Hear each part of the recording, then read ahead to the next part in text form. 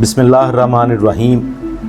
अस्सलाम वालेकुम बाबरमान। इंतहाई हसास इशू है, आप लोगों ने शायद सुना भी हो। इस पे आज हमें ज़रा डिटेल में बात करनी। 26 जून 2026 को FIA ने इस्लामाबाद के सेक्टर F7 और E11 में रेड किया।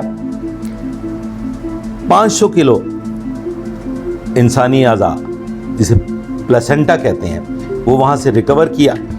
5 बंदे गिरफ्तार किए जिसमें से 3 चाइनीज शहरी थे। इसके अलावा वियतनाम की एक कंसाइनमेंट भी पकड़ी जो कि 100 किलो के करीब थी, जिस पे लेबल लगा हुआ था शी प्लासेंटा। अब तक की तहकीकात के मुताबिक ये इस्लामाबाद और रावलपिंडी के हॉस्पिटल से खरीदे जाने वाला मटेरियल था, प्लासेंटा था।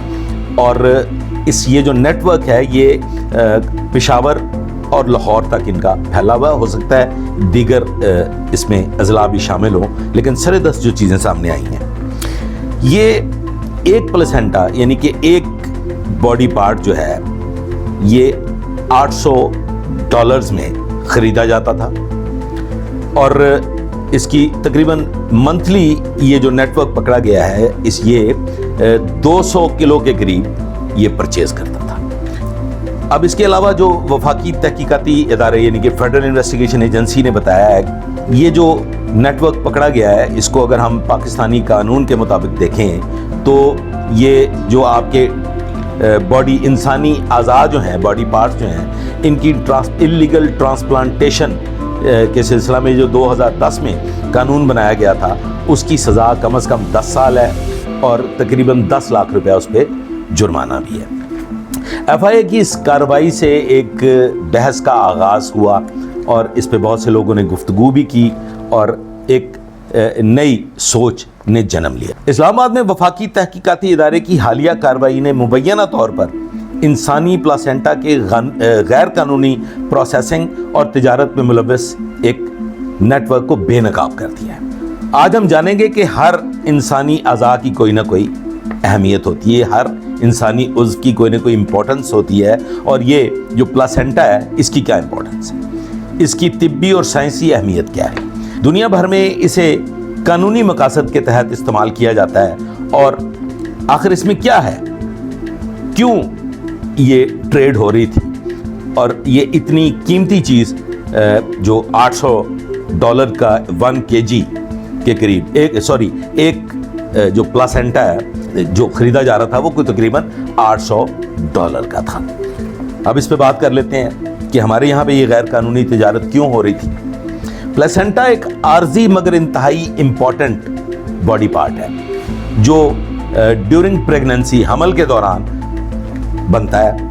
ये उस माँ से बच्चे तक ऑक्सीजन, ग़िज़ा, हार्मोन्स और जो उसकी मदाफ़ती तहफ़्फ़ुज़ है यानी कि जो उसका इम्यून सिस्टम है, ये बच्चे की नशोनुमा में काम आता है और ये उसका बुनियादी किरदार अदा करता है। बच्चे की पैदाइश के बाद आमतौर पर प्लासेंटा को तिब्बी फुजला यानी कि मेडिकल वेस्ट समझ के उसे फेंक दिया जाता है। ताहम अगर वालदा रजामंदी दें तो इसे कानूनी तौर पर मेडिकल रिसर्च के लिए, टिश्यू डोनेशन के लिए इस्तेमाल किया जा सकता है।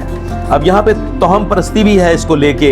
ये जो प्लासेंटा है जिसे हम नाड़ू कहते हैं, इसको दफन भी किया जाता है। कुछ लोग इसे प्रिजर्व भी कर लेते हैं, संभाल के भी रख लेते हैं और बहुत सी चीज़ें जो तोहम परस्ती के एतबार से हैं वो भी इससे जुड़ी हुई हैं। लेकिन आज हम बात कर रहे हैं इसकी इम्पोर्टेंस पे। साइंसदान और डॉक्टर प्लासेंटा से हासिल होने वाले टिश्यूज़ को शदीद जलने वाले मरीजों, बर्न केसेस में जो मुस्तकिल ज़ख्म होते हैं उनके लिए, और रिकंस्ट्रक्टिव सर्जरी, नाक सीधा करना है, होंठ ठीक करने हैं। और अब समझ रहे हैं ना जी, मैं ये बड़ा डिटेल्ड मौजू है लेकिन हम इसमें एक तायराना नज़र डालते हुए आगे बढ़ जाएंगे। मुझे बेसिकली ये बताना है कि ये इलीगल ट्रेड पाकिस्तान में क्यों हो रही है और क्यों हो रही थी।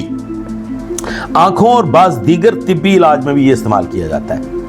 मतलब अब ज़हन में रखिए कि ये कितना इंपॉर्टेंट है कि ये دائمی زخم جو مستقل زخم ہے، برن کیسز میں، ریکنسٹرکٹیو سرجری میں اور آنکھوں کے معاملات میں بھی یہ استعمال کیا جاتا ہے۔ یہ جو خلیے ہیں اس پلیسنٹا کے، اس ناڑو کے، اس پہ سٹیم سیل اور ری جنریٹو میڈیسن کے سلسلے میں ریسرچ بھی ہو رہی ہے۔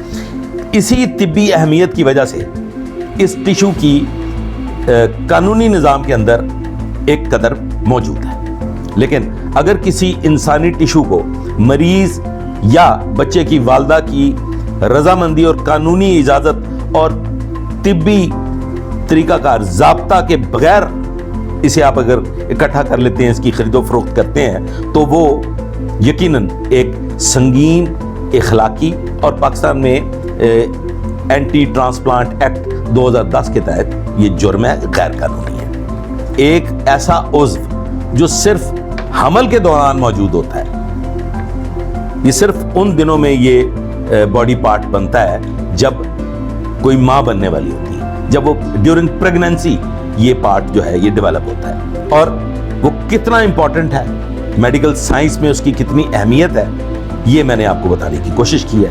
اسی لیے اس کے استعمال کو ہمیشہ اخلاقی اصولوں، مریض کی رضامندی اور قانون کے مطابق ہونا چاہیے۔ اب ایف آئی اے نے اس پہ ریڈ کیا ہے تو یقیناً اس کے اور بھی بہت سے پہلو سامنے آئیں گے، اور بھی کئی گرفتاریاں ہوں گی، اس نیٹ ورک میں شامل اور مزید لوگوں کو بھی دیکھا جائے گا۔